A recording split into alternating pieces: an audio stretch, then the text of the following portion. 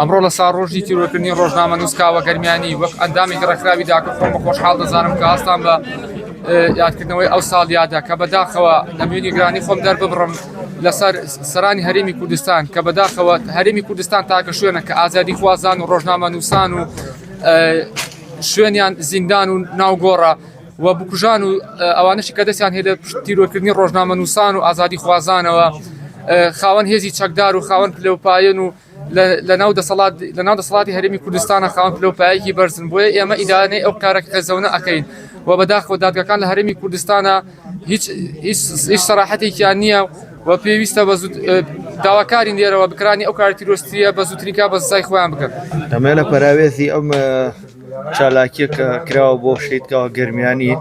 باسی ڕووداوەکانی لاجانتان بۆ بکەم کە بەداخەوە پارتی سندەقی چوە لە دەنگی ئازاد لە خۆپشاندانە لە ڕزای دەربڕین لە خەڵکی لە ناوچەکانی خۆی کە هەموو کاتێ پارتی هەوڵی داوە بە ڕێگای یاسایی بێ بە ڕێگای سیاسی بێ بە ڕێگای تیرۆر تۆقااندن دەنگی ناڕزایی لە ناوچەکانی خۆی کۆتایی پێبێنێ. بەداخەوە چەند کەسێک شەید بوون چەند کەسێک کەیسی یاسایی و سیاسیان بۆ دروستکرا و چەند کەسێکیش تا ئێستا بێسەر و شوێن لە زیندانەکانی پارتیدا ئیدانەی ئەو کارێکم کە پارتی کردی لە ناوچەکەدا بەداخەوە. کاوە گەرمیانی ڕۆژنامە نووسێ بوو کە لە ناوچەی گەرمیان بە دڵسۆزی و بەڕاستگۆیی کاری دەکرد و هەروەها کە هەوڵی دەدا هەموو شتێک بەڕاستی بڵێت و خەڵکی ئاگداری و شێر بکات و لەو شتانەی کە ڕوو دەدەن کە لە ژێردەسەڵاتی جوود بنەماڵە چاونە ترسانە کاری دەکرد. کاوە گەرمیانی خاوەن ڕەوشتێکی گەورە و قیمەتێکی زۆر بوو لە ناوچەی گەرمیان بەڵام یەکێتی نەهێشت ئەو خامەیە زیاتر پەرە پێ بدا و زیاتر بنووسێت لە بەردەم گەندەڵیەکانی یەکێتی نیشتیمانی کوردستان. ئەوە بوو کە دواتر هەروەها دەمێ باسی ئەوە بکەم باسی گوندی لاجانش بکەم کە پارتی لەو چەند ماوەی پێشوودا هێرشی کردە سەر و سەردەمی بەحسی بەبییر ئێمەدا هێنایەوە کە ئەوان بە تۆ بە سیارەی جەنجی هێرشیان کردە سەر و لە ماڵەکانیان دەربەدەریان کردن. وەکڕون و ئاشکرا کە جوت حیزبی بنەماڵە هەموو کاتێک دەستیان سوور بووە بە خوێنی ڕۆڵەکانی نیشتیمان و لەو ناوەندەشدا ئەمڕۆ کۆبوونەوە بۆ بەرزڕاگرتنی یەشێکی تر لە شاسوارەکانی نیشتیمان کاوە گەرمیانی کە بەدەستە پیس و چەپاڵەکان و بە شێوەیەکی درندانە لە ناو ماڵەکەی خۆیدا تیرۆر کرا. ئێمە ئیدانەی ئەو کارە قێزەونە دەکەین و هەرگیز ڕناوەستین هەتاوەکو بکوژانی بە سزای تاوانی خۆیان دەگەن کە دەدرێنە دادگایەکی سەربەخۆ و عادیلانە بۆ پێشخستنی ئازادی ڕادەبرین لە هەرێمی کوردستاندا. ئەمڕۆ بەشداریم کرد لە 12مین ساڵیادی تیرۆرکردنی شەهیدی قەڵەم کاوە گەرمیانی کە زۆر بەداخەوە بە شێوەیەکی زۆر درندانە لە ماڵەکەی خۆی شەهید کرا و زۆر بەداخەوە لە کوردستان و عێراق ڕۆژانە ئازادیەکان بەرتەسک دەکرێنەوە و ئازادی ڕادەبرین بەرتەسک دەکرێتەوە وەکو ڕووداوەکانی بەم دواییە گوندی لاجان و قەزای خەبات کە خەڵک ئاوارە دەکرێن و گەنجەکان دەکوژێن و بریندار دەکرێن و دەستگیر دەکرێن لەسەر ئازادی ڕادەربڕین و داواکردنی مافە سەرەتاییەکانیان. کاوە گەرمیانی ڕۆژنامە نووسێک و چالاکوانێکی بەناوبانگ بوو لە ناوچەی گەرمیان کە لە 5 کانۆنی یەکەمی 2013 لە ماڵەکەی خۆیدا بە دەستێکی ڕەشی دژە ئازادی و دیموکراسی و دژ بە دەنگی ئازاد تیرۆرکرا تا ئێستا کەیستەکەی بە شێوەیەکی داد پەروەرانە مامەڵەی لەگەڵ نەکراوە ئاماژەکان دەریان خستی لە پێناو ئازادی و دیموکراسی کاری ڕۆژنامەوانی کاوە گەرمیانی چەندین جار پێش کوژرانی تهدید کراوە. هەندێک لە نووسراوەکانی کاریگەر بوون بۆ کەسانی دەسەڵاتداری سنوورەکە و مەترسی بوون لەسەر بەرژەوەندیەکانیان. ئەمڕۆ لێرە کۆبوونێتەوە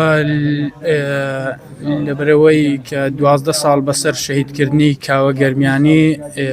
دا ڕۆی وە کە لە نێو ماڵەکەی خۆی شەهید کرا لە باوەشی دایکی بە سەدان ڕۆژنامە نووسی دیکە ژیانیان لە هەڕەشەدا هەر بە بۆنەی ئەوەی کە ئازادی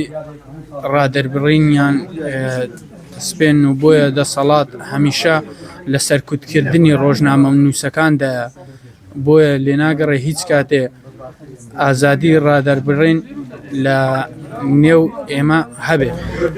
ئەمڕۆ یادی کاوە گەرمیانی دەکەینەوە ڕۆژنامە نووسێکی ئازا و هەوڵی دەدا ڕاستیەکان پێشان بدە پاڵپشتی لە خەڵک بکات لە دەستدانی ئەو هێشتا بۆ هەمووان بە ئازارە هەروەها بەڕوونی دەڵێن هیچ لایەنێکی سیاسی هەرگیز نابێت هەڕەشە لە ڕۆژنامەنووسان بکات فشاریان بخاتە سەر ئەمەش یەکێتی یان هەر گروپێکی تریش دەگرێتەوە کارێکی ترس بۆ هەموو ڕۆژنامەنووسان دروست بکات و هەڵەیە و دەبێت بە توندی ئیدارە بکرێت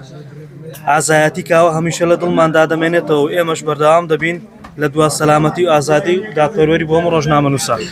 وەک ڕێکخراوی داکۆک ساڵیادی شەید کاوە گەرمیانی دەکەینەوە کاوە قسەکانی بۆ ئاشکاراکردنی دزەکانی دەسەڵاتدارە و نووسەمکاران بەکارهێنا لەوانە سەنگاوی سەرگردە دزەکەی یەکێتی وەک پاڤێڵ تاڵەبانی بەڵام لە بری پشتگیری لە بەردەم دایکیدا تیرۆریان کرد پێیان وا بوو کوشتنی کاوە حەقیقەت دەنێژێت بەڵام تەنیا ڕووی ڕاستەقینەی خۆیان دەربڕێت کوشتن و ڕەفاندنی ئازادی خوازان لە سەرەتای دامەزرانی جوود ناوڵەوە بەردەوامە تاکو ئێستا هیچ دەوڵەتێکا خود مافی مرۆڤ یاخود هیچ لایەنێک نهاتۆ بە داواکاریەکانمانەوە بۆ ئەوی وەک مرۆڤێکی خاوەن ماف بۆ ژیان بژین ئازادی کاوە پاڵمان پێوەدات بۆ ئەوەی دژی ستەم بوەسین و داوای دادپەروەری بکەین کاوە گەرمیانی سەرچاوی لە هەم بۆ سەرجەم ڕۆژنامەنووسەکانی کوردستان کاوە گەرمیانی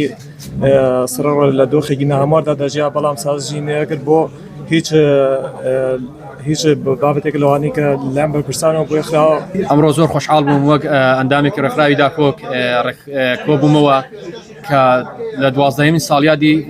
شەیدکردنی کاوە گەرمیانی کۆبینەوە و دژی ئەو زوڵم و ستەمەی دەرحەق بەم کاوە گەرمیانە کرا و هەموو ساڵێک نوێی دەکەینەوە و دژی هەموو ئەو گەندەڵانە دەوەستینەوە کە بەرامبەر مافی ئازادی دەوەستنەوە سڵاوی خواتان لەبێ ئەمڕۆ وەک ئەندامی ڕێکخراوێکی داکۆک بەشداریمان کرد